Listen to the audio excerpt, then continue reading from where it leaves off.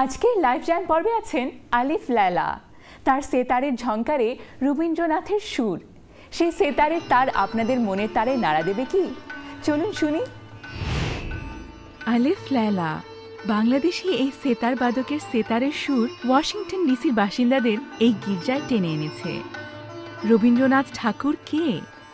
এদেশে অনেকেই তা জানে, আবার অনেকেই জানে না।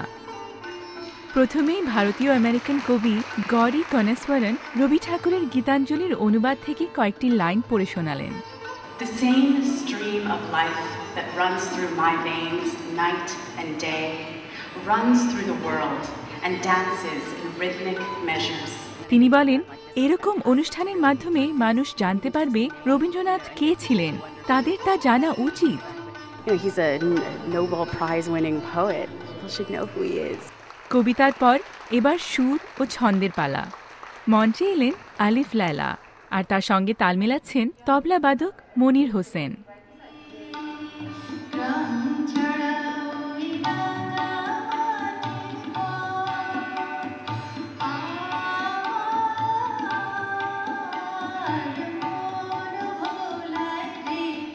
আলিফ লায়লা তার জীবন সেতারের ঝংকারের মাঝেই কাটিয়েছেন।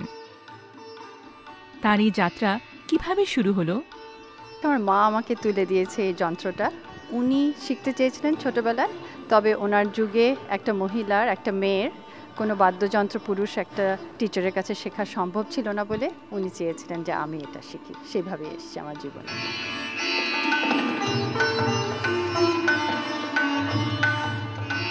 আলিফ লায়লার সেতারের তারে আজ বাজছে কবিগুরুর সুর। রবীন্দ্রসঙ্গীতের সুর, কথা জীবনের সাথে ওতপ্রোতভাবে জড়িত। এটাতে আর আলাদা করে কিছু নয়।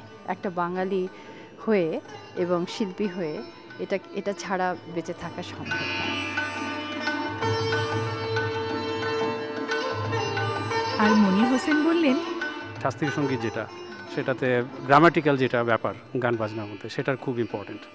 আই থিঙ্ক ইয়াং জেনারেশনরা এটাতে যদি মনোযোগ দেয়, তাহলে ইভেন রবীন্দ্রসঙ্গীত বা নজরুল গীতি ওগুলো আরও কোয়ালিটি বেটার হবে, because classical based.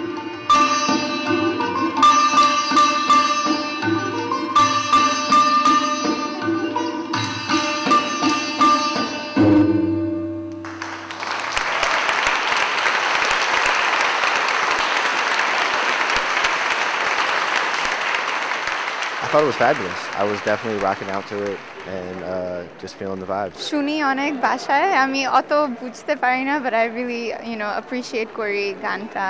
Rabi Thakur কে? তার কবিতা, গান, সুর, ছন্দ নিয়ে কৌতূহল জাগিয়েছে এই অনুষ্ঠান। সেতারের সুরে কবিগুরুর রচনা ছড়িয়ে পড়ছে আজ দূর দূরান্তে।